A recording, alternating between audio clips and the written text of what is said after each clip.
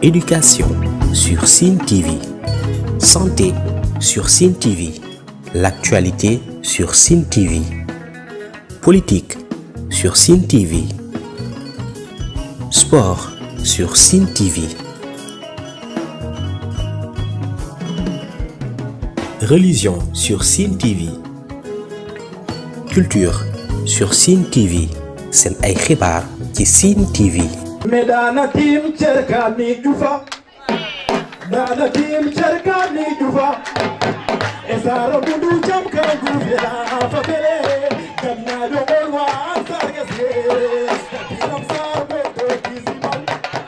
Mesimal lede to kinaba Jabare Dana tim cerkani jufa Esaro budu jam kan guvela afakele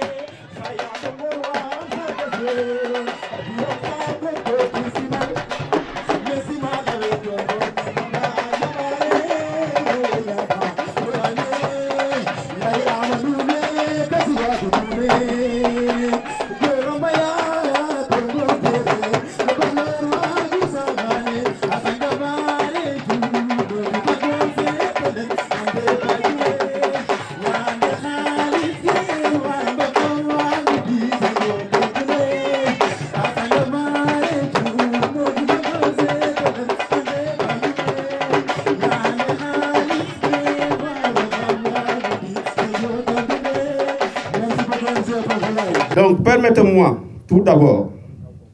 de vous apporter les salutations de M. le maire empêché. Au nom du maire, M. Tchemokho Ndiaye, du conseil municipal et de la population de Foundiougne dans leur diversité,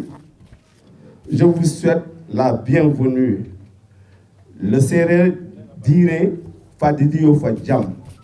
Cette 7e édition de la foire locale des produits agricoles de Foundiougne, dont le thème est, je cite, le financement public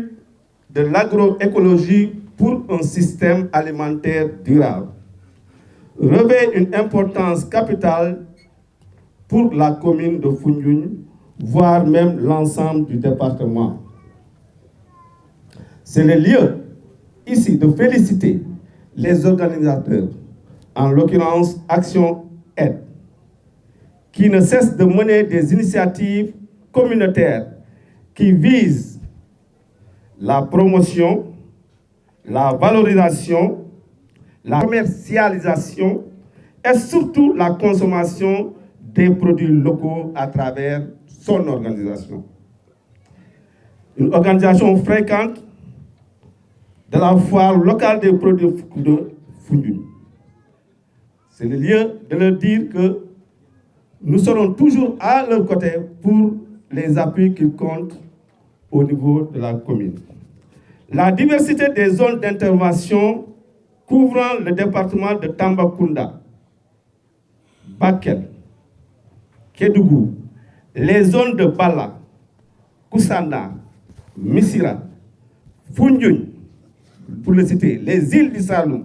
montrent à suffisance la volonté de cette ONG, je veux parler de Action Aide, de couvrir de plus en plus de nombreuses zones du pays, avec le compagnonnage, bien sûr,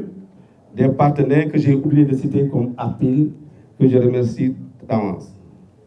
Mesdames et messieurs, parmi les objectifs nobles et opérationnels de cette 7e édition de la foire qui sont, j'en cite quelques-uns.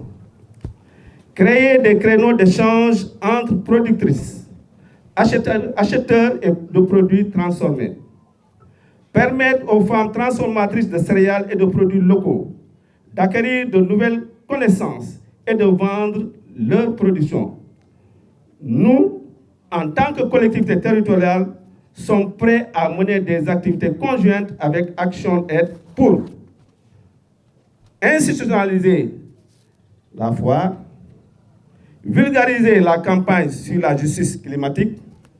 demander des financements conséquents pour l'adaptation au changement climatique. Je fais allusion au fonds vert, monsieur le préfet.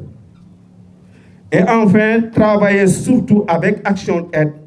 pour l'ouverture d'une boutique de produits locaux voire même régionaux. Pour terminer, je souhaite que tous les produits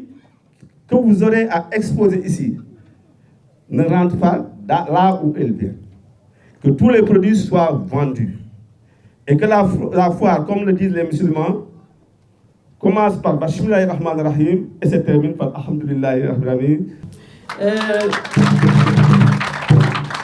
ActionAid ak partenaires yi nga xamante ne moom lay àndal ñu ngi ci 7e édition def liggéey bu am solo aussi ci LRP yi nga xamante ne moom lay intervenir nekk aussi dëkk yoo xamante ne ñoo gën a reculer ci Sénégal mais nekk dëkk yoo xamante ne aussi ñoo gën a néew doole fii ci Sénégal. ActionAid dem ba ci dëkk yooyu di jàppale jigéen ñi di former jigéen ñi di leen di génne ne génn si leen wane li nga xamante ne moom ngeen di liggéey ci seen dëkk yi génn si leen wane li nga xamante ne moom ngeen di liggéey ci Sénégal. Donc femmes yi nga xamante ne ñoo jóge de Niodior à Kédougou en passant par Djilor Koussanar Bala Kéwo Bakel ba Kédougou vraiment kenn du yéen ñu ngi leen di gërëm di leen di jaajëfal mais aussi di gërëm CAD ak APROFES ci mobilisation bi rëy bi nga xamante ne def ngeen ko tey mais di gërëm aussi waa APIL bi nga xamante ne dafa jàpp ci liggéey bi. mais aussi di wax mention spéciale nag aux braves dames yi nga xamante ne ñoo jóge dans les îles mais aussi aux braves dames yi nga xamante ne ñoo jóge Djilor mais aussi aux braves dames yi nga xamante ne ñoo jóge ba Kédougou bàyyiwuma kenn maa ngi gërëm ñëpp di sant ñëpp di ñaanal ñëpp aussi foire bi na neex. di lancer un appel aussi autorités yi nga xamante ne ñoo fi teew ñu gën a jàpp foire bi xam ne foire bi foire Foundiougne la te buñ ne Foundiougne c'est tout le département foire bi nag ñu ngi ci 7e édition mun na war a nekk foire boo xamante ne warul yem ci Foundiougne kese dafa war a nekk foire boo xamante ne toute la sous-région dañ fiy war di teew tout le monde def fiy war di teew may lancer appel autorités yi nañ gën a jàpp foire bi. foire bi du foire ActionAid du foire partenaire ActionAid foire département Foundiougne la te boo xoolee dama koy wax ñi nga xamante ne ñoo ciy gën a bénéficié c'est la commune de Foundiougne donc la commune de Foundiougne na ngeen gën a jàpp ñeneen ñi mun a jàpp foire bi mun a jëm ci kanam. Monsieur le préfet comme ni ko ñëpp waxee damay wax ci kàddu partenaires yi nga xam ne ñoo tàmbali di organiser foire bi. ba ren yàlla dogal ñu nekk suñu 7e édition su ma juumul jot nañ ci liggéey ak ñetti préfet walla yow yaa nekk ñetteel bi. Monsieur le préfet man duma sori ñaari plaidoyer rek laay def au nom des partenaires parce que foire bi ni ñu ko waxee am na juróom-ñaari at liñ bëgg rek. nga yeggal ñu inscrire ko ci agenda ministère de l'agriculture parce que foog naa ne bokk na ci activité boo xam ne day cotiser pour l'atteinte de certains objectifs yi nga xam ne le ministère de l'agriculture mu ko fixé wu ñu boole ko seen agenda comme ni ko Ndeye waxee léegi mu bañati rek am benn dimension départementale mais ñu am dimension régionale voire nationale ou sous-régionale loolu ñu ngi koy sàkku muy plaidoyer boo xam ne bëggoon naa ko def au nom des partenaires. beneen plaidoyer bi aussi Ndeye def na ko xëy na elle va marcher sur la langue muy collectivité territoriale li fi nekk en l'occurrence la mairie de Foundiougne et le conseil départemental.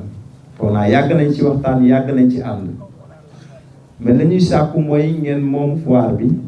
def ko seen biiru bopp. ba su ngeen di defati peut-être seen plan d'activité seen plan annuel yi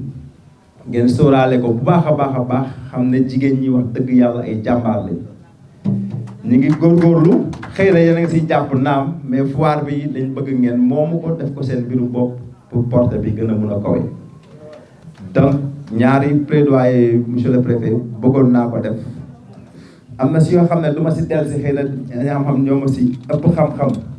dañ si del si mooy par rapport ak thème bi c'est le financement de l'agroécologie pour un système alimentaire durable parce que bu képp ko xam ne Sénégal souveraineté alimentaire la bëgg te jigéen ñi ku leen si bàyyi ginnaaw waxuma ne duñ ko jot waaye pour jot ko du yomb kon monsieur le préfet ak kilifa yi fi teew yëpp kàddu yi laa amoon yu ma fiy wàcce te di am yaakaar ne suñu naataango partenaire Action Aid su jëlee kàddu gi dina gën a yaatal pour njëriñi ñëpp. monsieur le préfet Action Aid ñun dañoo bokk si ñu mu formé ñu mu jàppale loolu moo tax saa yu ñu tase ak ñoom dañ leen di beral ngërëm parce que 2006 lañ leen xam ñu ñëw si commune Djirnda di ñu jàppalee ba bés ni ki tey loolu moo tax ma wax ne gannaaw bi ma félicité mbooleem partenaires yi ànd ak Action Aid damay wax monsieur le préfet ne CAD conseil des animateurs pour le développement de Djirnda association de développement la mais defe naa ne léegi si ndigalu Action Aid ak ndigalu préfet mun nañ ñaan ñu booloo dem si ONG parce que CAD weesu na association si liggéey bu muy liggéey fii si département de Foundiougne. ma wax ne monsieur le préfet CAD commune Djirnda la soqeekoo mais léegi mu ngi si commune Dionewar démb ñu ngi woon arrondissement Niodior sous-préfet nee na lan moo tax CAD teewul si réunion bi si liggéey ndax liggéey bu muy def si éducation ñu ne ko dañoo am foire mu ne léegi dafa bëgg CAD intervenir si commune Bassoul mais damay wax ne Action Aid dañu ñun waa Djirnda libéré nañ CAD na intervenir si département de Foundiougne na intervenir si région de Fatick na intervenir si Sénégal ndax wóolu lañ ne ci gis nañ seen liggéey. foire bi nga xamante ne moo ñu taxa daje tey exemple la ñu yàgg di ko def mais mu doon loo xamante ne lu am njëriñ la au-delà produit yi nga xamante ne dañ koy teg nit ñi di ñëw di xool di jënd du xaalis bi mooy compter pour foire bi mais li gën a am solo mooy échange yi fii am xamante bi nit ñi di xamante joxante téléphone bi nit ñi di joxante téléphone ndax nit ñi nga xamante ne après foire bi dinañ continuer di développer wu di jënd seen diggante mbaa di jaayante seen diggante day fekk foire bi jeex même ñi organiser foire bi sax mun nañ bañ a yëgati échange yooyu di am si ginnaaw kon loolu day wane ne foire bi lu am solo la lu am njëriñ la ñu ngi leen di encourager pour mu gën a dox kanam mais leneen li am solo mooy jigéen ñi Action Aid jàppale na leen gis nañ réalisation bi si agroforesterie bi si alimentation bi si éducation bi si domaine yu bëri allègement des travaux des femmes mais dañuy wax Action Aid rek ne félicité nañ ko mais na leen gën a jàppale leen si moyen de production parce que li ñu def yi yëpp léeg-léeg ñu koy def ay loxo lañ koy defee mais jot na ñoom ñu am ay unité de transformation ay machines yoo xamante ne dinañ transformer lii ba dugal ko si mbuus ba collé ko te loxo du si dugg loolu dina doon lu gën si ñun leneen li am solo mooy bëgg naa aussi au-delà domaine d'intervention yi Action Aid di def bëgg naa ngeen yokk leneen yéen a ngi koy def la lutte contre les changements climatiques parce que lii yëpp si lutte contre les changements climatiques la bokk mais dama bëgg ngeen ko renforcer ko si naka mooy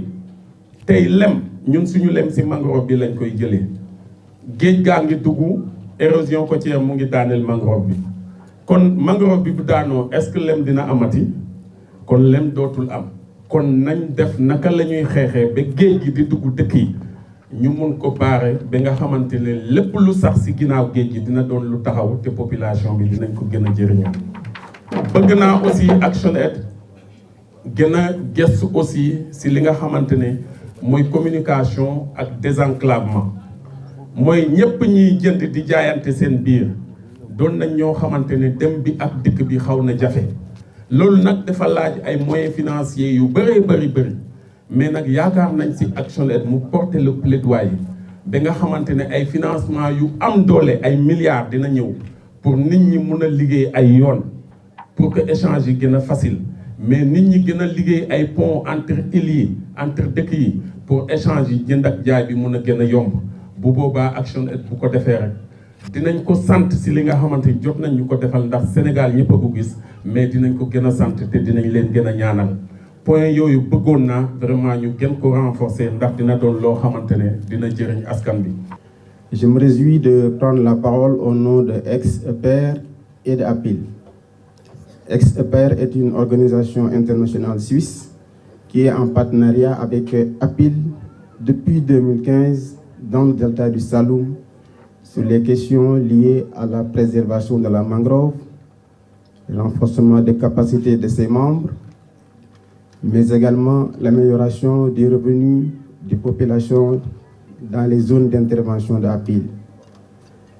C'est sur ce dernier point que s'inscrit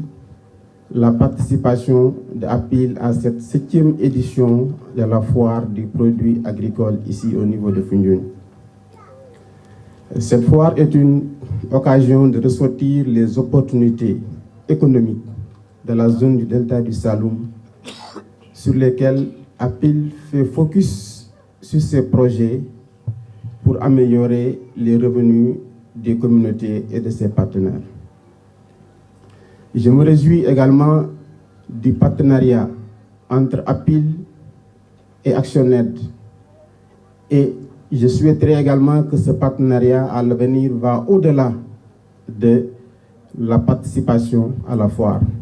Pourquoi pas aller ensemble dans des programmes et projets pour l'amélioration des conditions des populations. Ça, c'est un appel que Aix, en tant que directeur pays, que nous lançons pour qu'au moins nous puissions mutualiser nos forces, nos efforts pour aller à l'endroit des communautés pour améliorer leurs conditions de vie et d'existence. C'est avec un immense honneur que je prends la parole aujourd'hui pour l'ouverture officielle de cette foire, un événement qui célèbre non seulement nos produits locaux, mais aussi l'ambition de bâtir un avenir durable pour notre pays. Le thème de cette année, le financement de l'agroécologie pour un système alimentaire durable, est d'une importance capitale. Il nous invite à réfléchir ensemble aux moyens de conjuguer agriculture, environnement et économie de manière harmonieuse et durable. Mesdames et messieurs, le Sénégal, comme beaucoup de pays, fait face à des défis liés à la sécurité alimentaire, au changement climatique et à la préservation de ses ressources naturelles. Dans ce contexte, l'agroécologie s'impose comme une solution à la fois innovante et ancrée dans nos traditions agricoles. Elle valorise la biodiversité, réduit la dépendance aux intrants chimiques et renforce la résilience de nos exploitations agricoles face aux aléas climatiques. C'est pourquoi l'État du Sénégal, à travers l'axe 3 de la stratégie nationale de développement 2025-2029, intitulé Aménagement et développement durable, de la vision Sénégal 2050, a pour ambition de promouvoir des modes de production et de consommation durables par l'amélioration des processus de production, la promotion de la production d'équipements durables, le renforcement de la recherche scientifique et l'innovation technologique, le renforcement des capacités des acteurs, la mise en place d'un programme de pratique agricole durable et la prise en compte des principes ESG dans l'exploitation des ressources. Cependant, la transition vers un système agroécologique ne peut se faire sans un appui conséquent, le financement étant la clé. La question que l'on se pose dès lors est de savoir comment mobiliser les ressources nécessaires pour assurer la transition vers une agriculture durable, résiliente et inclusive. Dans ce contexte, il est primordial de souligner le rôle stratégique du financement public, mais surtout du financement privé. Si l'État et les partenaires internationaux jouent un rôle fondamental, la contribution des acteurs privés est déterminante pour amplifier les impacts, diversifier les sources de financement et renforcer l'autonomie de notre secteur agricole. Chers producteurs et exposants, nous savons que l'accès au financement demeure un défi majeur pour vous. C'est pourquoi il est crucial de renforcer les mécanismes incitatifs pour encourager les entreprises privées et les institutions financières à s'engager davantage. Cela passe par des garanties publiques pour sécuriser les prêts privés aux projets agroécologiques, tels que le FONGIP, qui joue ce rôle d'ailleurs de garantie publique, la réduction des risques pour les investisseurs grâce à des politiques publiques claires et stables, la mise en réseau des acteurs agricoles et financiers, pour créer un dialogue et construire des partenariats solides. La stratégie nationale de développement 2025-2029 souligne d'ailleurs cette complémentarité entre le secteur public et le secteur privé. Elle ambitionne de créer un écosystème favorable aux investissements privés tout en s'appuyant sur des financements innovants. Chers producteurs et productrices, cette foire, au-delà d'être un espace de valorisation de vos produits, est aussi une plateforme pour mettre en lumière vos efforts et vos besoins. Nous sommes réunis aujourd'hui non seulement pour célébrer et saluer votre travail exceptionnel, mais aussi pour engager une réflexion collective sur les moyens d'améliorer davantage notre soutien à vos efforts. Je tiens à remercier tous les partenaires, institutions financières, ONG, collectivités territoriales, qui ont soutenu cet événement. Votre implication témoigne de l'importance que vous accordez à la transformation de notre agriculture et à la pérennité de notre sécurité alimentaire. Mes remerciements à tous ceux qui croient en la force de nos producteurs et à la richesse de notre département. Ensemble, nous pouvons bâtir un système alimentaire durable qui respecte nos ressources naturelles. Mesdames et messieurs, il est temps d'agir avec ambition et détermination. Le développement durable de notre pays passe par un système alimentaire qui respecte la nature, nourrit nos populations et garantit des revenus décents à nos producteurs. Je souhaite que cette foire soit un espace de découverte, d'échange et de synergie, qu'elle permette à chacun de partir enrichi d'idées, de partenariats et d'opportunités pour avancer vers une agroécologie financée et florissante. C'est donc avec cet esprit de partenariat et d'engagement que je déclare ouverte la 7e édition de la foire locale des produits agricoles de Foundiougne. Je vous remercie de votre attention. tey jii dañoo ñëw fii foire bi à Foundiougne ñu koy wax foire des produits agricoles bi nga xamante ni dañuy boole suñu partenaires yi nekk ci suñu zone d'intervention yi Tambacounda Kédougou ak Fatick fii pour ñu dajaloo mën a wane li nga xamante ni moom dañuy liggéey ci wàllu mbay ak ci wàllu napp bi. boo dee seet ActionAid moom depuis un certain temps dafa nekk di def promotion de l'agroécologie parce que dafa gis ne agroécologie moo mën a jàppale producteurs yi ba nga xamante ne dinañu mën a relever défi wu changement climatique yi dinañ mën a adapté wu ci contrainte changement climatique bi. ñu ngi leen di accompagner mais tamit bu fekkee ne dañoo bëgg benn accompagnement boo nga xam ne dafa durable il faut que daal état bi aussi mi ngi ci déjà parce que mi ngi jàppale agroécologie ak subvention certains engrais organiques mais daal dañoo bëgg mu gën a yaatu mu gën ko yokk moo tax suñu thème bi ñu tuddee ko le financement public de l'agroécologie pour un système alimentaire durable au Sénégal. te loolu sax ñu ngi ci benn campagne bi ñuy wax justice climatique ba nga xamante dañuy bëgg a demander à ce que le ministère de l'agriculture comme nee nañu 10% la ñu defagum ci subvention des engrais organiques ñun dañoo bëgg d'ici à 2028 subvention boobu yegg ci 30% ba nga xamante ni daal agroécologie dina gën a yaatu développement agroécologie dina gën a yaatu ci producteurs yi. loolu noonu mooy suñu jubluwaay bi nga xamante ni thème foire bi nekk ci wàllu financement wu agroécologie. activités yi ñu fi def moom bëri na activités yi day jëm ci wàllu agriculture te boo koy wax surtout il faut ñu def accès à la terre boobu dafa am pàcc bu am solo boo nga xamante ni jigéen ñi war nañu jot suuf pour mën a gën a impliqué wu ci agriculture yi. affaire semence jigéen ñi tamit jot semence à temps loolu dimbali nañ leen ci lu bëri tabaxal leen ay banque de semence ba nga xam dinañ mën a conserver seen semence yi ba nga xamante ne nawet bu ñëwee rek ak contrainte changement climatique dinañ am semence à temps mën a ji à temps mais aussi dañ leen di jàppale ci wàllu maraîchage dañ leen ciy jàppale pour nga xamante ni dinañ mën a non seulement affaire nutrition mais aussi dinañ ci am ay revenus tuuti pour jàppale seen bopp jàppale njaboot gi même ñi nekk ci géej gi tamit dañ leen di jàppale ñuy def ay apiculture di def ay ostréiculture maanaam di mel ni kuy denc ay paañ ay des choses comme ça dañ leen ci jàppale bu baax même maraîchage sax sur table développé woon nañ ko ci île parce que xam ngeen ni foofu noonu dafa am xorom même accès des énergies renouvelables comme ay frigo solaire ak yooyu noonu yëpp tamit jàppale nañ leen ci ba nga xam dinañ mën a conserver sax seen yenn produits halieutiques yi.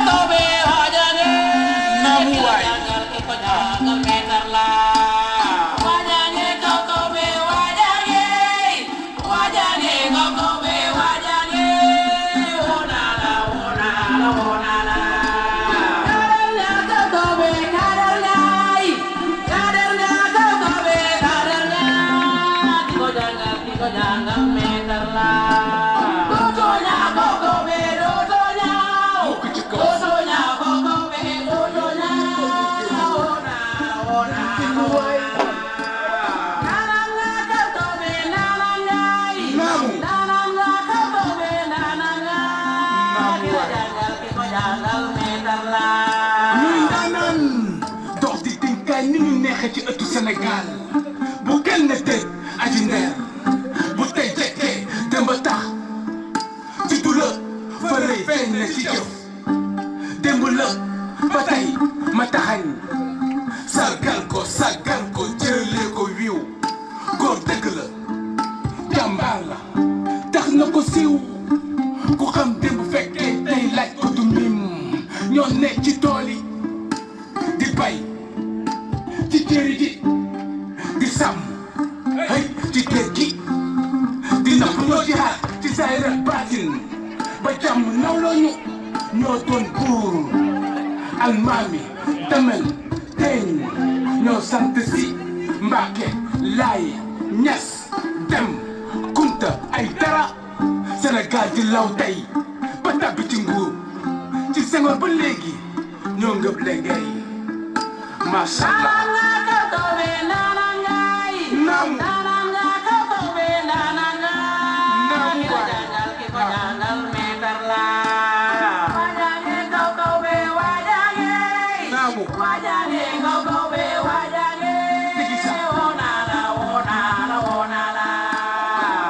Éducation sur Sine TV, santé sur Sine TV, l'actualité sur Sine TV, politique sur Sine TV,